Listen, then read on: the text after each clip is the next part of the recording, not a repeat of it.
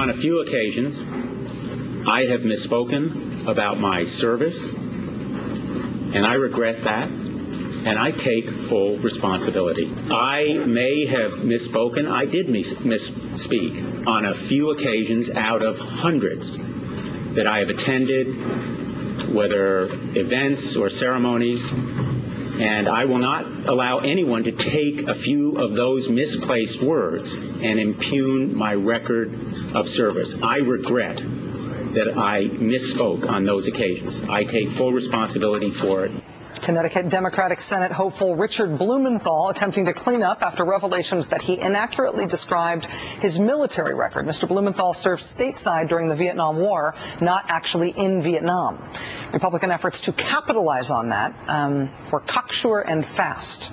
Barely a week after Mr. Blumenthal's apology for misspeaking, Republican Senator Orrin Hatch had already introduced legislation to threaten 6 months in jail for anyone misrepresenting his or her military record. Quote, whoever knowingly makes a fraudulent statement or representation, verbally or in writing, regarding the person's record of military service in the United States Armed Forces, including but not limited to participation in combat operations, for the purposes of gaining recognition, honorarium, official office, or other position of authority, employment, or other benefit or object of value as a result of that statement, shall be fined under this title, imprisoned not more than 6 months, or both.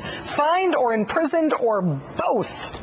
Tough, right? Really tough, depending on who you are. Just days after Senator Hatch introduced that 6 months in jail amendment, overtly inspired by the Richard Blumenthal case, the Washington Post published an article about another would-be senator embellishing his military record. The problem for Orrin Hatch? This time, the guy's a Republican. It's Congressman Mark Kirk, the Republican running for President Obama's former Senate seat in Illinois. Mr. Kirk has had a long career as a U.S. Navy reservist, but he also described himself on his website as Navy Intelligence Officer of the Year. Now, the Navy does name a Reserve Intelligence Officer of the Year. Mark Kirk never received that award. Mark Kirk was in a unit in Italy that once got an intelligence award from a professional group, the whole unit, but that's as close as we can get to that award listing being true. When caught out, Mr. Kirk explained that it had been a misprint.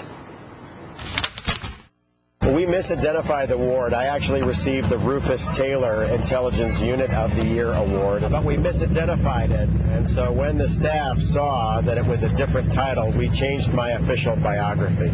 Except it wasn't just on his official biography. Mark Kirk has also, in person, out loud, congratulated himself on his fake Navy Intelligence Officer of the Year award in Congress.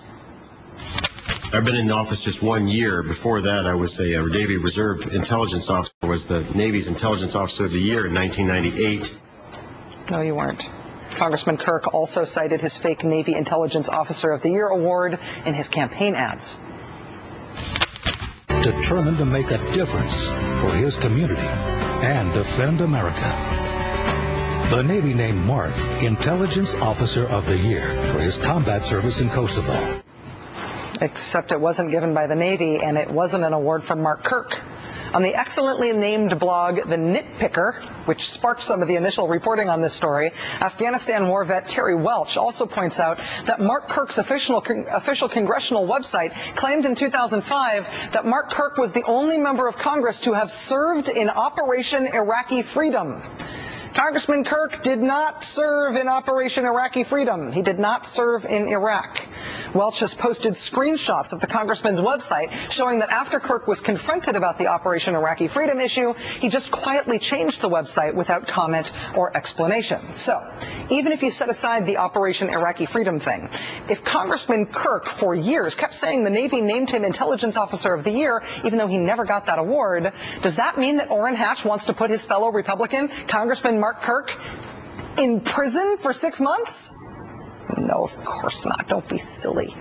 Remember, this is the language Orrin Hatch wrote when he was just thinking about sticking it to that Democrat guy. He wrote, quote, whoever knowingly makes a fraudulent statement or representation, verbally or in writing, regarding the person's record of military service in the United States Armed Forces, including but not limited to participation in combat operations, for the purposes of gaining recognition, honorarium, official office, or other position of authority, employment, or other benefit or object of value as a result of the statement, shall be fined under this title, in prison not more than 6 months or both. Asked by the Washington Post if that language applied to Mark Kirk as well, Orrin Hatch's spokesperson said no, of course not. Quote, the amendment's intent is clear. It would make lying about serving in active duty in the military for the purposes of career advancement a misdemeanor. Clear, right? So when Mark Kirk puts out a campaign ad saying, vote for me because I won this award from the Navy that I didn't really win, according to Orrin Hatch, that doesn't count as misrepresenting your military service because it's okay if you're a Republican. Always and forever.